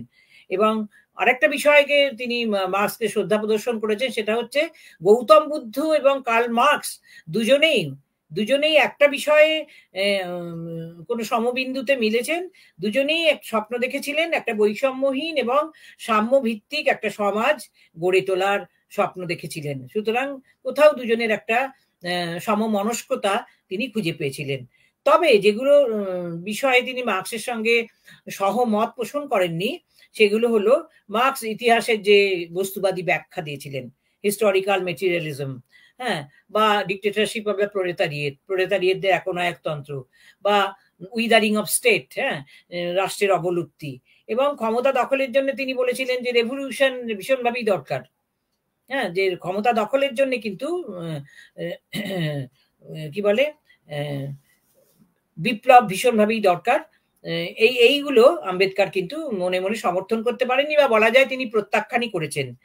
কিন্তু তিনি বৌদ্ধ ধর্মের মধ্যে যেটা তিনি দেখেছিলেন, যে আত্মসংযম এবং সমাজের নৈতিক ভিত্তি গড়ে তোলার যে প্রয়োজনীয়তা, সেটা একমাত্র তিনি হিন্দু ধর্মে তিনি ভীষণভাবেই দেখেছিলেন তার অভাব রয়েছে, কিন্তু বুদ্ধ ধর্মের মধ্যে তিনি দেখেছিলেন। এবং বুদ্ধ ধর্মের মধ্যে নিহিত আদর্শের মধ্যে তিনি দেখতে পেয়েছিলেন যে এগুলো যদি ফলো করা যায়, তাহলে কোনো একদিন এমন একটা সমাজ প্রতিষ্ঠিত হবে যেখানে মানুষ মানুষের প্রতি অন্যায় আচরণ করছে না, হ্যাঁ, মানুষ মানুষকে মর্যাদা দান করছে, উঁচু নিচুর মধ্যে ভেদাভেদ করছে না। অর্থাৎ মানুষ হিসেবে মানুষের মর্যাদা যে সমাজে হ্রাসপ্রাপ্ত হচ্ছে না, সেই সমাজকেই তিনি ঠিক সমাজ বা আদর্শ সমাজ বলে আম্বেদকর মনে করতেন। এবং মার্ক্সবাদের মধ্যে যে ভালোত্বগুলো তিনি খুঁজে পেয়েছিলেন, সবটাই যে মার্ক্সের খারাপ তো তিনি বলেননি, যে তিনি মার্ক্সের যে সাম্যবাদী আদর্শকে তিনি ভীষণভাবেই শ্রদ্ধা জানিয়েছিলেন। সুতরাং তিনি বলেছিলেন যে মার্ক্সবাদ এবং বুদ্ধের দর্শনের মধ্যে যদি একটা সংযোগ গড়ে তোলা যায়, তাহলে সেটা ভীষণ ভালো হবে মানব জাতির পক্ষে। সুতরাং তার এই ভাবনা নিঃসন্দেহে একটা নতুন দিক নির্দেশ করে। তাহলে কেন তিনি হিন্দু ধর্ম ত্যাগ করে বৌদ্ধ ধর্ম গ্রহণ করলেন, এই নিয়ে তো একটা সময় খুবই তর্ক জন্ম নিয়েছিল। তাহলে তিনি কেন ইসলাম ধর্ম গ্রহণ করলেন না, জৈন ধর্ম গ্রহণ করলেন না, খ্রিস্টান ধর্ম গ্রহণ করলেন না? সেগুলো হয়তো হিন্দু ধর্মের থেকে অনেক ভালো ছিল। হ্যাঁ, মানে তিনি হিন্দু ধর্মের মধ্যে যে বিষয়গুলো দেখতে পাননি, সেই ধর্মের মধ্যে তিনি দেখতে হয়তো পেতেন। বা খুঁজে পেতেন। কিন্তু আম্বেদকর বলেছেন যে সব ধর্মের মধ্যেই নিশ্চয়ই উৎকর্ষ আছে, ভালোত্ব আছে, কিন্তু তার মনের মধ্যে যে আদর্শ সমাজের কথা তিনি দেখেছিলেন, যে আদর্শ সমাজ বলতে এখানে বলেছিলেন যেখানে মানুষের সঙ্গে মানুষের ভেদাভেদ করা হয় না, যেখানে এক শ্রেণীর মানুষ মূল স্রোতের মানুষের থেকে বিচ্ছিন্ন নয়, অন্যদের মতো তারা সুযোগ সুবিধা পাবে, এমন একটা ভাবনা তিনি বৌদ্ধ ধর্মের মধ্যেই দেখতে পেয়েছিলেন। হ্যাঁ, যে সেই জন্য তিনি বৌদ্ধ ধর্মের মধ্যে আসলে তিনি যেটা খুঁজে পেয়েছিলেন যে মানবিক আদর্শ, সেটা তাকে ভীষণভাবে আকৃষ্ট করেছিল। এই জন্য তিনি একটা বয়সে পৌঁছে তিনি বৌদ্ধ ধর্মে দীক্ষিত হন এবং অনেকদিন আগেই বললাম ইয়েলা কনফারেন্সে তিনি নিজের মনের ইচ্ছা প্রকাশ করেছিলেন বৌদ্ধ ধর্মে দীক্ষিত হওয়ার। কিন্তু 1956 সালের 14ই অক্টোবর নাগপুরে প্রায় 6 লক্ষ অনুগামী, সেখানে নারী এবং পুরুষ উভয়ই ছিলেন, সবাইকে নিয়ে তিনি আনুষ্ঠানিকভাবে বৌদ্ধ ধর্ম গ্রহণ করলেন। এবং সেটা একটা নিঃসন্দেহে হ্যাঁ ভারতে একটা খুব উল্লেখযোগ্য ঘটনা, যে একটা অনেকে কি হয় যে একটা ধর্ম থেকে আরেকটা ধর্মে রূপান্তরিত হয়, তার পেছনে কোনো একটা উদ্দেশ্য থাকে। হ্যাঁ, এমন ভাবে মানুষ তখন কোনো কিছু দ্বারা ইন্সপায়ার্ড হয়ে যায়, বা কি বলবো, তার মধ্যে একটা অন্য ধরনের মানসিকতা কাজ করে, তখন অন্য কিছু চিন্তা না করে সে অন্য ধর্ম গ্রহণ করে, বিবাহ সূত্রে অনেকে অন্য ধর্ম গ্রহণ করে। কিন্তু আম্বেদকরের ব্যাপারটা ছিল কিন্তু ইউনিক। তিনি এত হিন্দু শাস্ত্র অধ্যয়ন করে পুঙ্খানুপুঙ্খ রূপে প্রত্যেকটা ক্ষেত্রে হিন্দু ধর্মের ফাঁক ফোকর গুলো তিনি দেখিয়েছিলেন। জাত প্রথা এবং এই যে বর্ণাশ্রম প্রথা, এগুলোর প্রতি তিনি ভীষণভাবে অশ্রদ্ধা প্রদর্শন করতেন, এবং মানুষকে যে মানুষের মর্যাদা হিন্দু ধর্মে দেওয়া হয় না এবং ব্রাহ্মণ্যবাদের যে প্রাধান্য, সেগুলো তাকে খুব ব্যথিত করেছিল। সেই জন্য তিনি শেষ বয়সে বৌদ্ধ ধর্মে দীক্ষিত হন, এবং বৌদ্ধ ধর্মের মধ্যেই তিনি তার মনের খোরাকটা খুঁজে পেয়েছিলেন। সেই জন্যই তিনি বৌদ্ধ ধর্মে দীক্ষিত হন, এবং 6 লক্ষ, শুধু তিনি একা নন, 6 লক্ষ অনুগামী নিয়ে তিনি বৌদ্ধ ধর্মে দীক্ষিত হন। তো ইয়েতে যে যখন তিনি বৌদ্ধ ধর্ম গ্রহণ করেন, তিনি বলেছিলেন যে I feel as if I have come out of hell, যেন আমার মনে হচ্ছে যে আমি নরক থেকে বের হয়ে এলাম, হ্যাঁ, এবং আমি নবজন্ম লাভ করলাম। মানে তার মনের মধ্যে এতটা, মানে কি বলবো, এতটা ব্যাপকভাবে অশ্রদ্ধা একটা ধর্মের প্রতি বা দুঃখ বোধ লুকিয়েছিল, যখন তিনি পরিণত বয়সেই তিনি নেন ইয়েতে, তার কয়েক বছর পরেই তিনি মারা যান। তো সেটা মনে হচ্ছিল I feel as if I have come out of hell, যেন আমি এবং আমার যেন একটা রিবার্থ হলো, এটা তিনি বলেছিলেন। এবং বৌদ্ধ ধর্ম গ্রহণ করার পর তার একটা ঐতিহাসিক উক্তি ছিল যে অস্পৃশ্যদের আর তাদের অতীতের জন্য লজ্জিত হতে হবে না। অর্থাৎ ছোট ঘরে জন্মানোর জন্য আজীবন তারা যে বঞ্চনা, লাঞ্ছনা, অপমান, শোষণের শিকার হন, আর তাদের সেই এটা আর ফেস করতে হবে না। এবং আম্বেদকর মৃত্যুর পর তার প্রতি শ্রদ্ধা জানিয়ে তৎকালীন ভারতের প্রধানমন্ত্রী জওহরলাল নেহেরু বলেছিলেন, Ambedkar was a symbol of revolt against all the oppressive features of Hindu society. অর্থাৎ হিন্দু সমাজে যে নানান ধরনের একটা শোষণমূলক যে বৈশিষ্ট্য রয়েছে, তার বিরুদ্ধে যে বিদ্রোহ ঘোষণা করার একটা প্রতীক হিসেবে আম্বেদকরকে আমরা ভাবতে পারি। সুতরাং আম্বেদকরের জীবনটাই হচ্ছে একটা দৃষ্টান্ত, নিজের জীবন দিয়েই তিনি একটা দৃষ্টান্ত স্থাপন করেছিলেন যে কিভাবে একটা ধর্ম ত্যাগ করে অন্য ধর্মে দীক্ষিত হওয়া যায়। এবং তিনি শুধু একা নন, তার 6 লক্ষর বেশি অনুগামী, যার মধ্যে নারী এবং পুরুষ উভয়ই ছিলেন। যে সাধারণত দেখা যায় বেশিরভাগ নেতার যারা অনুগামী থাকে তাদের মধ্যে মহিলার সংখ্যা খুব কম থাকে, কিন্তু আম্বেদকরের অনুগামীদের মধ্যে প্রচুর সংখ্যক মহিলারাও ছিলেন। তো তিনি এই ধর্মে গ্রহণ করলেন। সুতরাং এই যে হিন্দু ধর্ম এবং বৌদ্ধ ধর্মের মধ্যে দুটোর আলাদা আলাদা বৈশিষ্ট্য, এবং এই দুটো বৈশিষ্ট্য বিশ্লেষণ করে কেন তিনি বৌদ্ধ ধর্মে আকৃষ্ট হলেন এবং বৌদ্ধ ধর্মের কি কি অনন্যতা রয়েছে সেগুলোকে আমি বলার চেষ্টা করলাম। এবং এইগুলোকে আত্মস্থ করে তিনি এতটাই তার ভালো লাগে যে তিনি হিন্দু ধর্ম ত্যাগ করে বৌদ্ধ ধর্মে দীক্ষিত হন। সুতরাং এই আজকের এই সান্ধ্য আলোচনার মধ্যে দিয়ে আমি এইভাবেই ডক্টর বি আর আম্বেদকর বা বাবা সাহেব আম্বেদকরের ধর্ম সম্পর্কে তার অভিমত ব্যক্ত করার চেষ্টা করলাম আমার সামান্য আলোচনার মধ্যে দিয়ে, এবং এই আলোচনার মধ্যে দিয়ে তার জন্মদিনের প্রাক্কালে আমার হৃদয়ের সম্মান এবং শ্রদ্ধা ও প্রণামও জানালাম। শুভ সন্ধ্যা জানাই সকলকে, রাষ্ট্রবিজ্ঞান চর্চা কেন্দ্রের সঙ্গে যুক্ত সকল সদস্যদের এবং যারা আজকের আলোচনা শুনছো বা শুনছেন তাদের সকলকেও আমার অভিনন্দন এবং ধন্যবাদ জানাই। হ্যাঁ ম্যাম, কিছু প্রশ্ন এসেছে, নেব? হ্যাঁ,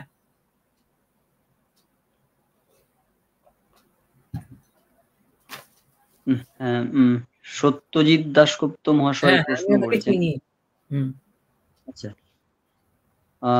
আপনি কি মনে করেন কর্মকালের অন্তিম লগ্নে বৌদ্ধ ধর্ম গ্রহণের মধ্যে দিয়ে আমি দেখতে পাচ্ছি একটি দার্শনিক স্ববিরোধ লক্ষ্য করি, কারণ হিন্দু ধর্মের কুফলের বিশ্লেষণ পরবর্তী পর্বে তিনি আইনি ধর্ম নিরপেক্ষতার অবস্থানে না গিয়ে আবারও একটি সংগঠিত ধর্মীয় অনুশাসনের মধ্যেই সামাজিক মুক্তির চিন্তায় কেন নিমগ্ন হলেন সে বিতর্কটা থেকে যায়। এটা ঠিক বলেছেন, কিন্তু ঠিক এই সন্দর্ভেই আজকের অতি দক্ষিণপন্থী দলগুলির আম্বেদকর লিগাসিকে আত্মসাৎ করার ব্যাপারটি গুরুত্বপূর্ণ হয়ে ওঠে নাকি?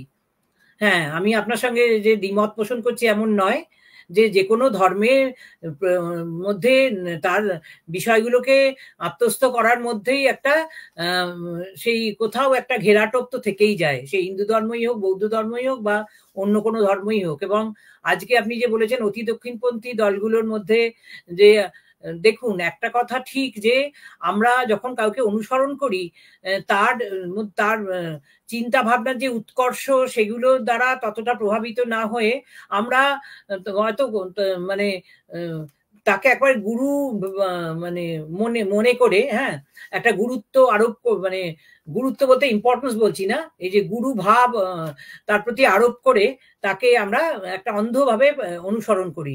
সুতরাং আজকের অতি দক্ষিণপন্থী দলগুলোকে আপনি যে বলছেন যে আম্বেদকরের লিগাসিকে আত্মসাৎ করার ব্যাপারটি গুরুত্বপূর্ণ হয়ে ওঠে নাকি, হ্যাঁ সেটাও গুরুত্বপূর্ণ।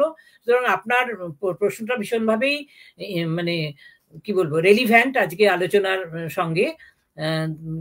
কিন্তু হিন্দু ধর্মের মধ্যে যে অনেক রয়েছে, বৈষম্য রয়েছে, অনেক ফাঁক রয়েছে, সেগুলো কিন্তু আমরাও যখন নিজেরা এগুলো সম্পর্কে পড়াশোনা করি, জানি, সেগুলো তো আমরাও নিজেরাও অনুধাবন করতে সক্ষম হই। সুতরাং আম্বেদকর যে পরিণত বয়সে হিন্দু ধর্ম ত্যাগ করে বৌদ্ধ ধর্ম গ্রহণ করলেন, সেটা দেখুন তার কিন্তু একটা চয়েস ছিল, এবং তার জীবনে তিনি যে নিজস্ব বঞ্চনা এবং শোষণের শিকার হয়েছিলেন সেখান থেকে হয়তো এই বোধের দিকে তিনি চালিত হয়েছিলেন, এটা কিন্তু ঠিকই।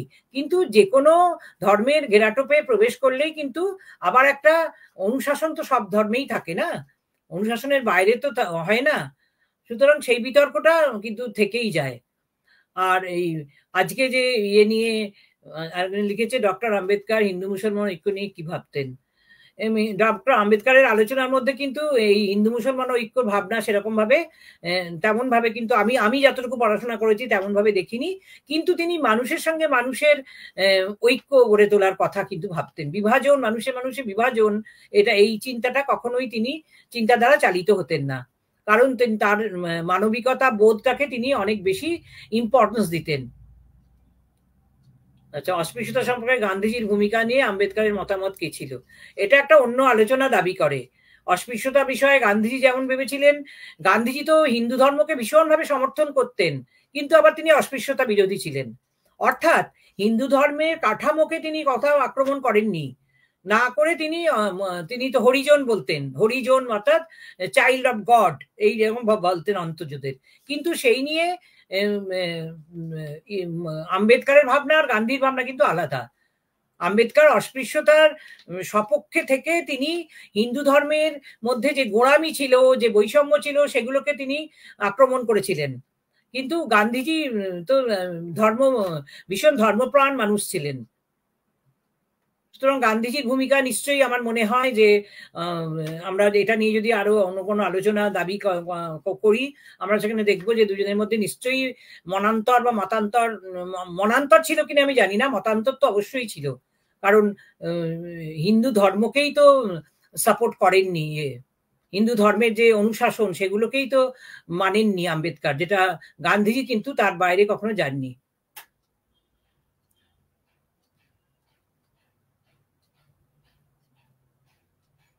হ্যাঁ, সেটা তো বটেই। তিনি তো দেখে বলেইছিলেন যে যারা অন্তজ বা অস্পৃশ্য তারা তো চিরকাল পিছিয়ে পড়াই হয়েছিল, যে সাধারণের ব্যবহার্য যে কুয়ো সেখান থেকে তাদের জল তুলতে দেওয়া হতো না, মন্দিরে ঢুকতে দেওয়া হতো না, প্রতি পদেই কিন্তু তারা সমাজের কাছে একটা বঞ্চনাই পেয়েছেন। সুতরাং শূদ্রদের এই যে বা পিছিয়ে পড়া সম্প্রদায়কে কখনোই হিন্দু ধর্ম সেই স্পেসটা দেবে না বলেই তিনি কিন্তু বৌদ্ধ ধর্মের মধ্যেই সেই সাম্যের আদর্শ খুঁজে পেয়েছিলেন বলেই বৌদ্ধ ধর্মকে গ্রহণ করেছিলেন।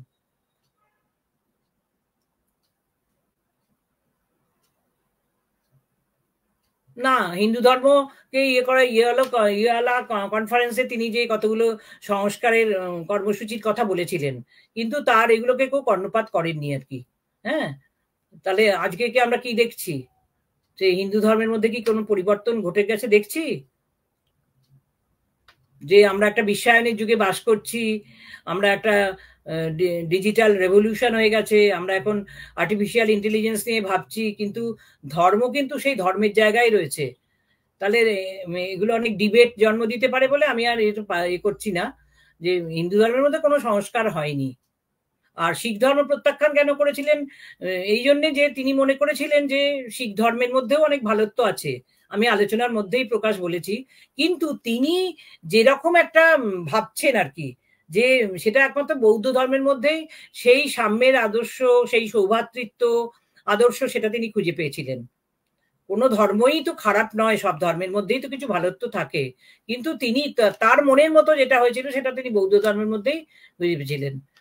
গান্ধীজি সহ আরো অনেক জনপ্রিয় নেতারা যখন দেশবাসীকে মার্গ দেখাচ্ছিলেন, তখন কি তারা হিন্দু ধর্মের জাত প্রথা ও ভেদাভেদ চিরতরে মুছে ফেলতে পারতেন না? নিশ্চয়ই চেষ্টা করলে নিশ্চয়ই পারতেন, সেভাবে তারা চেষ্টা করেননি, নিশ্চয়ই পারতেন। কারণ গান্ধীজি তখন এমন একটা, তার যে কারিশমা ছিল, হ্যাঁ, তিনি মহিলাদের পর্যন্ত অসহযোগ আন্দোলনে টেনে নিয়ে এসেছিলেন।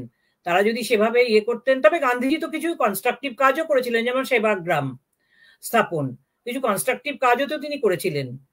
আরো যদি তিনি বেঁচে থাকতেন, স্বাধীনতার পরের বছরেই তিনি মারা যান, আমরা জানি না যদি তিনি বেঁচে থাকতেন অন্তজ মানুষের জন্য আরো কাজ করতেন কিনা।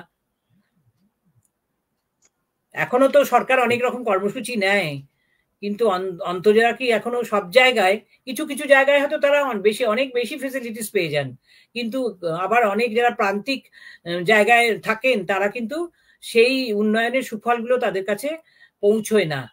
সেই জন্য আজকে আমরা সাস্টেনেবল ডেভেলপমেন্টের কথা বলি, যে টেকসই উন্নয়ন, এবং সেই টেকসই উন্নয়ন শুধু নয়, তার ডেভেলপমেন্টের যে কনসিকোয়েন্স সেটা যাতে ওয়েল ডিস্ট্রিবিউটেড হয়, যাতে সবার কাছে সমানভাবে পৌঁছয়, তাহলে তো প্রান্তিক মানুষ অনেক বেশি উপকৃত হতে পারেন। সব প্রান্তিক মানুষ তো উপকৃত হন না, কারণ এটা কিন্তু প্রশাসনের উপর, যারা প্রশাসনের ক্ষমতায় থাকেন, প্রশাসনিক ক্ষমতায়, তাদের উপর নির্ভর করে। কিন্তু একটা তো ঠিক যে আম্বেদকর আমাদের মানে অনেক বিষয়ে আমাদের চোখে আঙুল দিয়ে দেখিয়ে দিয়েছিলেন আমাদের হিন্দু ধর্মের ফাঁকগুলো, আমাদের সমাজের মধ্যে যে নানান রকমের বৈসাদৃশ্য রয়েছে, বৈষম্য রয়েছে, নারীর অবস্থান নিয়েও পর্যন্ত তিনি কথা বলেছিলেন। আমি যেটা ইয়ে করি যে তার মধ্যে সাংঘাতিক একটা আধুনিক মনস্কতা ছিল, হয়তো বিদেশে পড়াশোনা করার জন্য হোক, বা তার মানে পাণ্ডিত্য নানান কারণেই, তার যে স্কলারশিপ নানান কারণেই তার মধ্যে একটা ভীষণ একটা আধুনিক মনস্কতা ছিল। সেটা তো বটেই, নইলে আমাদের ভারতীয় সংবিধানের রূপকার বলা হয় তাকেই আর কি। হ্যাঁ, এবং আরো অনেক ভালো সাজেশন তো তিনি সেই সময় দিয়েছিলেন, যেগুলোকে অনুসরণ করা ঠিক মতো হয়নি। হ্যাঁ, অস্পৃশ্যতা নিয়ে এখন সরকার অনেক বেশি ভাবছে, নানান রকম কর্মসূচি নেওয়া হয়েছে, কিন্তু এটা এখনো কোনোদিনই হয়তো মনে হয় না চলে যাবে, কোনো না কোনো ভাবে সেটা কিন্তু থেকে যাবে। যারা ছোট জাতের লোক, তাদের উচ্চ জাতের লোক এখনো ইয়ে করে, এবং আমরা দেখি তো কাগজে, সংবাদপত্রে আমরা এরকম খবরও পড়ি যে দলিত মহিলাদের অবস্থান এখনো সমাজে কিরকম, দলিত শিশুকে কিরকম চোখে দেখা হয়। সুতরাং সব জায়গা থেকেই এই ছবিটা একদম চিরতরে যে ইরেজড হয়ে গেছে, মুছে গেছে, এরকম তো নয়, কম বেশি কিন্তু। এবং হয়তো পশ্চিমবঙ্গে সেই ছবিটা তত বেশি সুলভ হয় না, আমরা যদি দেখি যে দক্ষিণ ভারতে, উত্তর ভারতে অনেক জায়গায় এই ছবিগুলো কিন্তু দেখতে পাই আর কি। বিশেষ করে দলিত মেয়েদের, যার দলিত ফেমিনিজম বলে একটা নতুন স্কুল অফ থট হয়েছে, যারা এটা নিয়ে কাজ করছেন আর কি, দলিত মেয়েদের আপলিফমেন্ট নিয়ে ভাবা হচ্ছে আর কি। সুতরাং এগুলো ম্যাম সমাজে কিন্তু কোনোদিনই একবারে মুছে যাবে সেটা নয়, কিন্তু যেটা ভাবতে হবে যে এই যারা আমাদের পথ দেখিয়ে গেছেন তাদের ভাবনা চিন্তার মধ্যে দিয়ে, দেখো যে প্রত্যেক তাত্ত্বিক বা চিন্তক তাদের ভাবনা দিয়ে আমাদের কি করবো, আমাদের মানুষ লোককে তারা আলোকিত করার চেষ্টা করেন, কিন্তু তাদের মধ্যেও হয়তো কিছু কিছু সীমাবদ্ধতা থাকে। কিন্তু তাদের ভাবনা চিন্তার ইতিবাচক দিকগুলো যদি গ্রহণ করে আমরা যদি আজকের দিনে প্রশাসক অনেক বেশি সচেতন হন এবং সেই অনুযায়ী তারা মানুষের উন্নতির জন্য, এবং বিশেষ করে যারা অস্পৃশ্য বা অন্তজ বা দলিত, এখন তো দলিত কথাটাই বেশি ব্যবহার হয়, তাদের উন্নতির জন্য যদি চেষ্টা করা হয় মানে সদর্থক উপায়ে, তাহলে নিশ্চয়ই একটা রাস্তা খুঁজে পাওয়া যায় বলে আমি মনে করি আর কি। হ্যাঁ হ্যাঁ ম্যাম, আমার একটা প্রশ্ন আছে, বলো। সেটা হচ্ছে যে ম্যাম, আমার মানে আমাদের মানে বর্তমান সময়েও মানে কিছু কিছু জেলা আছে আমাদের পশ্চিমবঙ্গের, যেমন ধরে নিন পুরুলিয়াতেই কিছু কিছু ক্ষেত্রে মানে দলিত মেয়েদেরকে ডাইনি অপবাদ দিয়ে মানে থানাতে আর কি বন্দি করে রাখছে প্রায় সময়, অথচ যারা একটু এটা মানে তো মানে একটা সময় মনে করো বেশ এই একটা দশক আগে যখন উইচ ক্রাফট এই ব্যাপারটা তো ভীষণ ভাবেই হতো বাঁকুড়া, পুরুলিয়া, বীরভূমে, হ্যাঁ, সেটার থেকে বোধহয় এখন একটু বোধহয় উন্নতি হয়েছে। এটার জন্য দেখো নির্ভর করে একটা মাইন্ডসেট, যে হয়তো তার চেহারার এমন কিছু বৈশিষ্ট্য থাকে বা কিছু, বা একটা ওই রকম একটু প্রান্তিক জায়গায় যেখানে মানুষের সচেতনতার অভাব থাকে, শিক্ষার অভাব থাকে, সেরকম হয়তো দেখা যায় এরকম যাদের ডাইনি অপবাদ দেওয়া হয় তারা হয় ইস্যু থাকে না তাদের, তো সেই ইয়েতে তাদের ডাইনি অপবাদ দিয়ে তাদের মারা হয় বা অনেক সময় হত্যাও করা হয়েছে, এরকম দেখা গেছে। নইলে তো তাদের গণপ্রহারের শিকার হয়েছে, এরকম খবর আমরা প্রায়শই পেতাম আগে। এখন বোধহয় আমি জানি না, সব খবর তো সংবাদপত্রে আসে না বা টেলিভিশন চ্যানেলেও আসে না, কিন্তু আমার মনে হয় আগের থেকে বোধহয় ছবিটা একটু কি পাল্টায়নি। কারণ এইসব ব্যাপারে কিন্তু মানুষের মধ্যে অনেক সচেতনতা প্রসার চেষ্টা করে ভীষণ, অনেকগুলো এনজিও এসব নিয়ে কিন্তু কাজ করে আর কি। বা আমরাও যখন সোশিয়োলজি পড়ানোর মধ্যে আমাদের এই ডাইনি প্রথা, তার কুফল, কেন এই ধরনের ব্যাপারগুলো সমাজের মানুষের মধ্যে আসে, এক ধরনের অনগ্রসরতা, তাই না? আমরা এগোচ্ছি কিন্তু কোথাও কোথাও ক্ষেত্রে আমরা মনে হয় যেন আমরা পিছিয়ে যাচ্ছি আমাদের ভাবনায়। কারণ আমরা মনে করতে পারি যে তারাশঙ্কর বন্দ্যোপাধ্যায় ডাইনি বলে সেই গল্প কবে লেখা হয়েছিল, তাহলে আজকে এই 2023-24-24 বসে আমরা যদি তো তোমার কাছে তুমি যদি পুরুলিয়ায় থাকো, আমার থেকে নিশ্চয়ই তোমার ফার্স্ট হ্যান্ড নলেজ অনেক বেশি, তুমি বলছো যেরকম রয়েছে, তাহলে সেটা খুবই দুঃখের আর কি। তো সেই জন্য দরকার হচ্ছে প্রশাসনের সঠিক ব্যবস্থা নেওয়া, প্রশাসনের কানে জিনিসগুলোকে পৌঁছানো, ওইখানকার লোকাল প্রশাসনের কথা বলছি, স্থানীয় যে স্বায়ত্ত শাসন, এবং সেখানে একটা জনসচেতনতা প্রসার করার ভীষণভাবে দরকার আছে, যাতে এই ধরনের ঘটনাগুলো আর না ঘটে। সত্যি সত্যি তো এরকম হয় না যে কেউ ডাইনি হয় এবং অন্যকে মেরে ফেলছে, অন্যের বাচ্চার প্রতি লোভ দেখাচ্ছে, এটা তো হয় না, এটা তো একদম মাইন্ডসেট।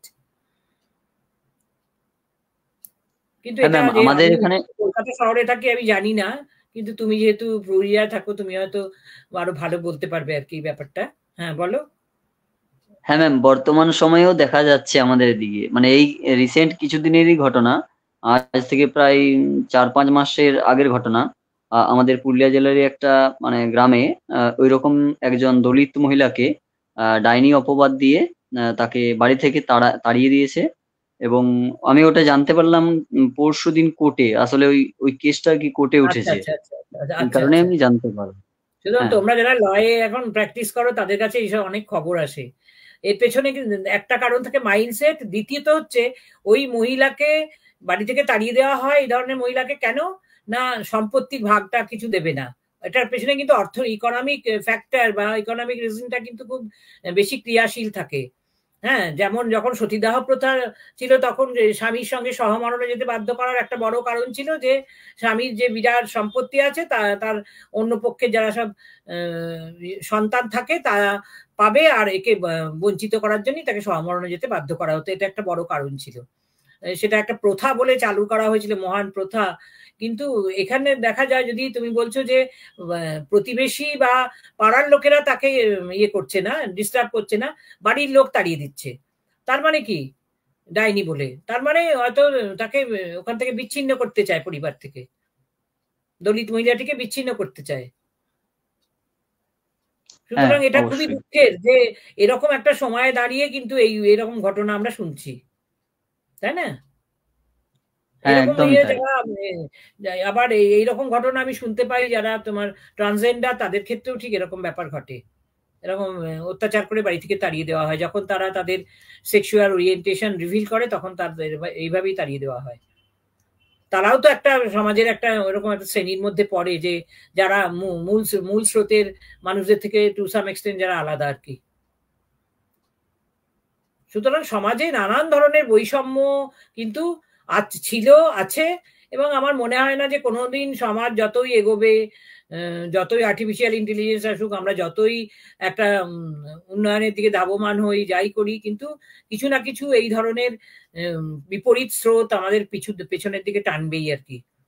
তো এগুলোর থেকে বেরিয়ে আসার জন্য দরকার হচ্ছে অনেক বেশি সচেতনতা। একদম। অসংখ্য ধন্যবাদ। আজকের আলোচনাটি খুব সুন্দর হয়েছে এবং অনেকগুলো প্রশ্ন এসেছে, তার মানে এই আলোচনা ভালো হয়েছে। ম্যামকে অসংখ্য ধন্যবাদ এবং যারা আজকে আলোচনাটি শুনলেন তাদেরকেও অসংখ্য ধন্যবাদ। আজকের আলোচনা আমরা এখানেই শেষ করছি। আমাদের পরবর্তী আলোচনা আগামীকাল আলোচনা করবেন অধ্যাপিকা দেবী চ্যাটার্জি মহাশয়া। ধন্যবাদ জানিয়ে আজকের আলোচনা শেষ করছি। সকলকে ধন্যবাদ জানাই, শুভরাত্রি। আর তোমাদের এই আরো সামনের দিনের আলোচনাগুলো সার্থক হোক এই কামনা করি। বিদায় নিচ্ছি আজকে। ধন্যবাদ। ধন্যবাদ ম্যাম।